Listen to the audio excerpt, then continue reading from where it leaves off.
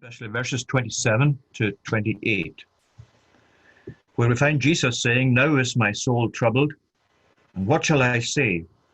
Father, save me from this hour. But for this purpose I have come to this hour. Father, glorify your name." Then a voice came from heaven, "I have glorified it, and I will glorify it again." We know that Christ is more than an example to us. We know that his life was very much an example as to how a human life should be in this world. But we needed more than to have Jesus as an example, because trying to follow Jesus, the perfect example, for us to try and follow that in order to, as it were, enter or earn salvation or meet with God in a way that he would be pleased with, because of our sin, the Bible makes it clear that that is obviously impossible. We needed Jesus and need Jesus primarily as our substitute, as our sacrifice. So he is an example, but much more than an example, and he is an example to us in a supreme way. And he's an example to us here, and we can look at the study this evening, looking at it at Christ's attitude to his troubles. Christ's own attitude to his troubles, because he begins here, verse 27, "Now is my soul troubled, and what shall I say?" So he is bringing before us, or John is bringing before us, the Lord's own revelation here as to how he faced his troubles as the cross became nearer, as he's now nearing the end of his public ministry, which in John's Gospel you find at the end of chapter 12. After that, it's only to the disciples that he speaks prior to his trial and the cross itself. So here is his attitude to his troubles. We're really getting a window into the mind or the soul of Jesus as he faced up to the enormity of the task that faced him, that was still ahead of him as he had to face the cross. Sometimes you find the ferry, if you've had an example I'm sure of something like this, you find the ferry that leaves port. Perhaps it's more obvious in Liverpool, where you've got a longer distance to travel before you're out into the open sea. And sometimes it seems that it's pretty calm, and it doesn't seem as bad as the weather forecast was saying. And you'll find some people who are not maybe used to traveling by ferry relaxing and saying, this is much, much better than I thought. But of course, then it's very soon out of the shelter into more choppy water, and then it's down out into the open water, which sometimes can be much rougher then than it was when you were leaving port. And I sometimes feel that you can take the Lord's life on earth as something like that. All illustrations, of course, are inadequate to describe Jesus and his ministry, but it's something like that. When he left the port of heaven, his own home port, if you like, and he came into this world, and you find him as a child being raised in that home of Mary, his mother, and Joseph, and then coming at 12 years of age to face doctors in the temple, those who were experts in the law and so on. And then from the time of his baptism onwards, he's ushered into his public ministry. And as you read through the Gospels, you can see that the pressure increased all the time, and especially as he got nearer to the cross itself. And as that happened, the sufferings multiplied. He was more aware as time went on, as he understood himself and his position more through the scriptures, through the Holy Spirit in him.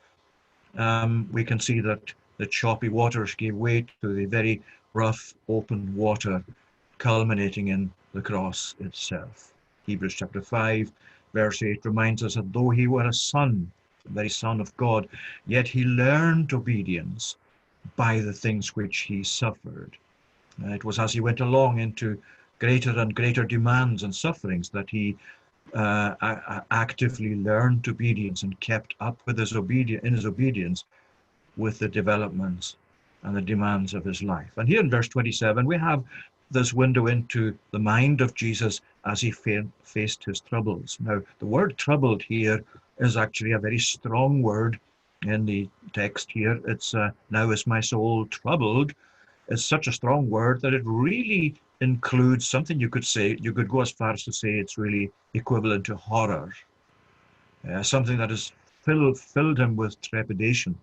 And there's a very close connection between this and Gethsemane, which is not recorded in John, and we mustn't take it that this is the equivalent of what the other Gospels call Gethsemane and revealed to be Gethsemane, but it's like it in terms of the language that's used and of the experiences of Jesus himself. Because he has come here to this stage in his ministry where he is looking into the cup of suffering that the Father has given him, and his attitude to it is opened up for us here when he says, "Now is my soul troubled." It's really facing and looking starkly into this horror that faces him, and in his holiness, but also in his humanity. He recoils from that, as perfect humanity does in Jesus. It's the only perfect humanity anyway where you find that. And so he says, "Father, save me from this hour." Now, Jesus obviously faced the worst that anyone could throw, that any human being could have thrown at him. He has taken the sin of his people to himself, and he's carrying it, and he will pay the full price and penalty of it. No one ever before or since faced such troubles. The depth of his troubles is unparalleled. And you know, the amazing thing too, and one of the most amazing things is that the depth of his troubles were due to the greatness of his love. If he hadn't had such great and such wonderful and perfect love, you might say he would not have faced such great troubles and depths of sorrow and suffering in his life. And that's a reminder to ourselves, isn't it, that the more we love, as we indeed must, the Bible clearly tells us we must seek to increase in love for one another, and love in every way we must exercise it. But the more we love, the more inevitable it would be that we invite pain into our experience. That's not to put us off from loving and from loving one another and from loving others, but it's a reality that the more our heart goes out in love, the more prepared we must be to be hurt and to face disappointments, to face being let down, to face crushing issues that we might not have expected. But that's what Jesus is in perfection. This perfect love, this wonderful heart that's full of love for God his Father, for his people that he must die for, and even towards lost sinners who are not prepared to accept him. And as he goes through in the greatness of his love and expressing his love, so he meets so much pain and trouble on the way. So what is his attitude to the troubles, and what can we learn of Christ's attitude as we face our own troubles? Well, you notice he's first of all asking this question, "Now is my soul troubled," and then the question, "What shall I say?" Now we usually ask things like, why is this happening to me? What's the purpose for this? Why does it happen to me just now? Could God not have done something different? And why is it not like this in other people's lives? And there are a whole lot of questions like that inevitably and understandably we ask of ourselves, and we ask of others as well in their sufferings too. But that's not how Jesus faced it here, as you can see. He doesn't ask that. He asks, what must I reply to the source of this horror, to this pain that I must suffer, to this cross that's ahead of me? What must my attitude be to that? How must I face that? How must I actually yield myself to that? What will the benefits of this be? And what do I need in order to go through with it? And you know, that's really the essential question for yourself and for myself as well. The essential question is, what must my reaction, my attitude be to the troubles in my life? Not to ask questions such as, well, why has God done this to me? Or to seek in some way or other to wish it were other than it is. That is all so natural to us. But this is the essential question we learn from Jesus. How should I face this? What does this require of me? What attitude must I have? Now is my soul troubled. What shall I say? And his answer to a question that he poses himself is very interesting because it sheds further light on his mind and his attitude. He says, Father, save me from this hour. And the very first word that he used there is so full of significance. The fact that he uses this word, Father, to begin his response to the question that he posed for himself shows his state of mind. Remember, as we said, that Jesus has now entered into the open sea, if you like, of his experiences. He's facing the waves of malice and of fury and of wrath, though they will culminate eventually in the cross and in the agony of the cross itself. But even already these waves are breaking over his experience, his head, if you like. But he doesn't see these things as meaninglessness. He doesn't see this as some act of cruelty. He doesn't regard this as blind fate. He doesn't just say, well, I must accept it and that's it. Let's just get on with it. He saw all of this in relation to Father. Father, save me from this hour. And you can say that the word Father there is itself sufficient to tell us this is Christ's attitude to the forces of evil and of sin and of death itself. Because he brings all back to this relationship he has with his Father. He brings it back to the way that the Father has put him where he is, that the Father is pleased with what he's done, and that he must be pleased with what he's doing now. He's taking all of that in relation to the Father that sent him, and the meaning of the word Father for himself. And how much of a lesson, friends, that is for ourselves today. Whatever troubles we have, and we have all kinds of troubles, and we have troubles maybe different to others. Some of us have troubles that are deeper, more painful than others, and we need to deal with one another in love and compassion and patience and understanding and all of that. But here is Jesus telling us, you bring your troubles and the source of your troubles and the shape of your troubles, and you bring them back to Father. You bring them into relation with God as your Father. You are trying to understand them in the light of fatherly compassion, fatherly love, fatherly wisdom, fatherly sanctification of you, fatherly concern for you, fatherly promises. What shall I say, Father? And the more we learn that, and I'm no better at learning this than you are yourselves. I'm just looking at the scripture and saying, this is what I learned from this passage tonight. That when I ask, I have these troubles, and I ask, what shall I say?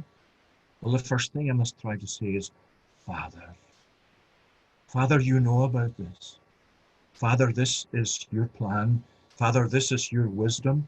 Father, this is your mind. Father, this is what you have purposed for me from all eternity. Father. What a rich, rich word that is, especially in a context like that. Father. How precious is that word, the very sound of that word. When we live in a world where sadly so many children don't really know the meaning of father because they've never had a loving father or even a loving mother. But here is the essence, the epitome, if you like, of the meaning of Father, that Jesus can turn to Father in the midst of his troubles, and that he can do so knowing that that's the source not only of what has planned out his life for him in this world, but it's the source of his information, of his comfort, of his guidance, and it's the source of satisfaction of soul for him. Father. And then he says, Father, save me from this hour. Now there's a question mark in our translation there as if this were a question, and it can be taken that way, but some interpreters take it as better as actually a prayer. And if we see it as very close to what happened or is experienced in Gethsemane later on, we can see that it's probably better kept as looking at it as a prayer rather than a question. So that this is his response really to the question, what shall I say? And what he's saying is in the form of a prayer, Father, save me from this hour. If you compare Gethsemane, where he came into Gethsemane, and you remember his prayer there was, Father, if it be possible, again it's Father, Father, if it be possible, let this cup pass from me. There's a real earnest, deep desire because of the nature of the sufferings that he's facing, the troubles that he's facing, a very real and honest desire that if it be possible, that this cup would pass from him, this cup that's filled with such suffering. But then there's immediately, keeping up with that, nevertheless, not my will, but your will be done. And that's what you find here. The horrors that are facing him, that he summarizes in saying his soul is now troubled. And he says, what shall I say? He says, Father, save me from this hour, but for this purpose I've come to this hour. So as at the same time as he mentions the troubles and the soul, his soul being so troubled, he at the same time simultaneously, without as it were a break at all, to contemplate something different for himself. He says, for this purpose I've come to this hour. It is a wonderful comfort to us, friends, that Jesus, not for a single second, changed his attitude to his troubles, changed his attitude to bearing the sin of his people, to bearing the suffering that entailed. Now is my soul troubled. Father, save me from this hour. It's not save me from these troubles. It's more, if it be possible, let it pass from me, yet not my will, but thine be done. And it really shows us the reality of Christ's humanness. When he's facing hell, and facing that hell that he must experience as the penalty for the sin of his people. When he's realizing increasingly that that's what's in this cup that the Father has given him to drink. You might expect that being a very real human being, yet a sinless one, that there would be some measure of reluctance, some gap, if you like, between saying, I know it's the cup my Father has given me, but do I really have to go through with it? I hesitate to go through with it. I don't want to go through with it. There is no gap.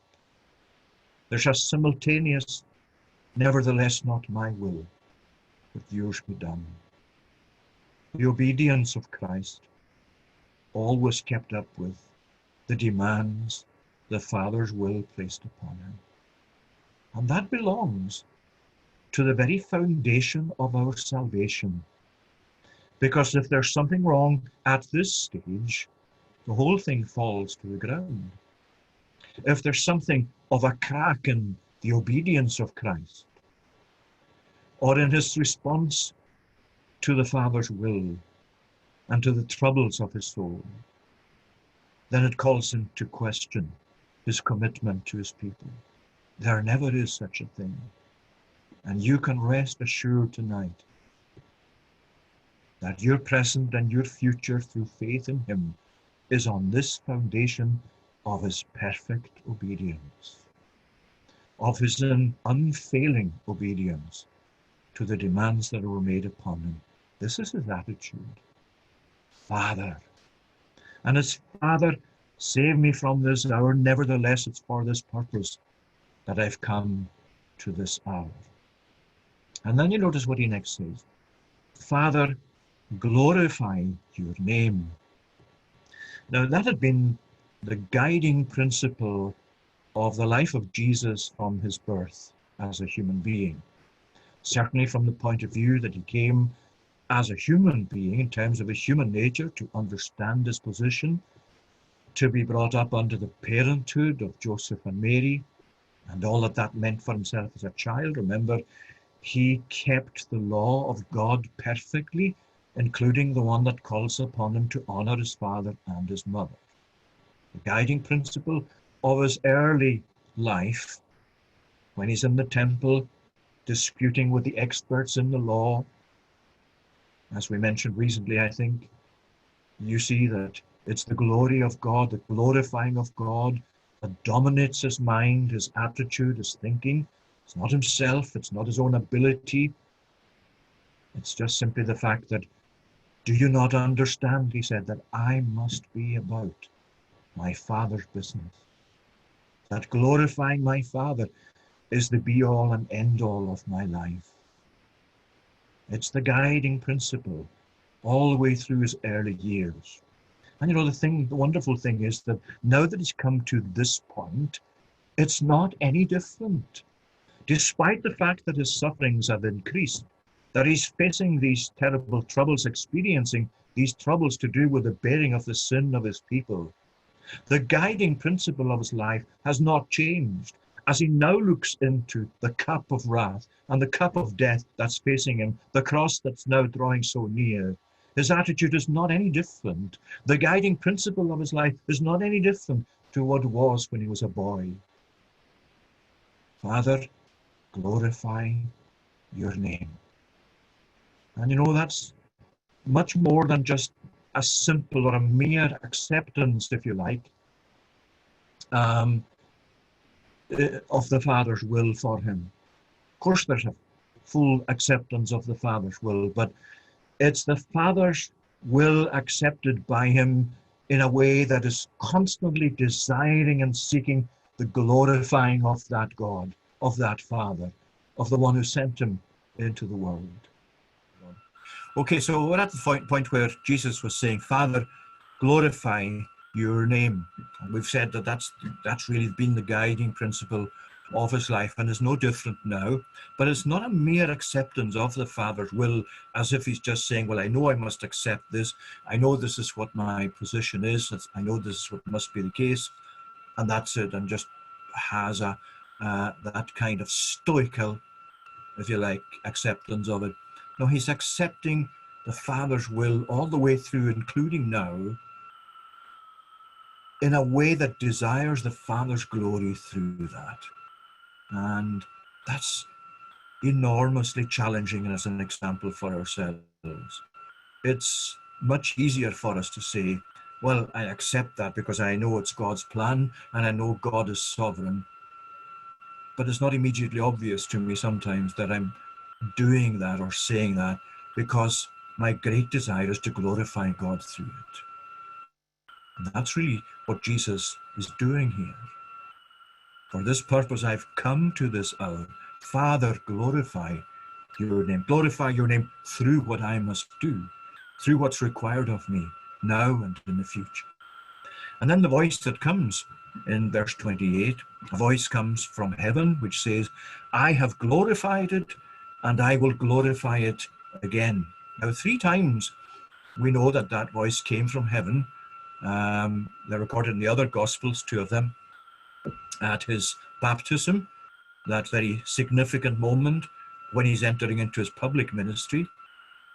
And then also on the Mount of Transfiguration, another significant moment in the experience of Jesus. And now here as well, another significant moment towards the end of his public ministry. And the voice that's come here in these previous times is a voice that really amounts to, you could say it's equivalent to the Father's stamp of approval of him. I have glorified it, and I will glorify it again. In other words, he's saying to the Lord himself, to the Son, everything you've done up to now, I've glorified my name through that. And everything that you will yet do, I will be glorified through that too. I will glorify it again. But I want you to notice, and again it's hugely challenging, that all of this is really set in relation to the previous verses. Because when these others came to him, Philip and Andrew went and told Jesus about these people that were looking for him and wanted to see him. And Jesus' response in verse 23 was, "The hour has come for the Son of Man to be glorified. Truly I say to you, unless a grain of wheat falls into the earth and dies, it remains alone." Now that's firstly to do with his own death. Unless he dies, there'll be no fruit following. But he then goes on to apply it, the same principle, to those of his disciples. Whoever loves his life will lose it. Whoever hates his life in this world will keep it for eternal life. If anyone serves me, he must follow me. And where I am, there will my servant be also. You see, we say about that, similar to what we saw recently elsewhere, that following Jesus does mean taking up your cross and following him and denying yourself. And the troubles that go along with that are in many ways related to those of Jesus himself. So it's in a context of him defining the need for us, like the grain of wheat, to die to self, to die to sin, so that the fruit of righteousness and holiness will then proceed from that. And there is the incentive that Jesus here is actually setting for us in terms of following himself, because this is what he did for us.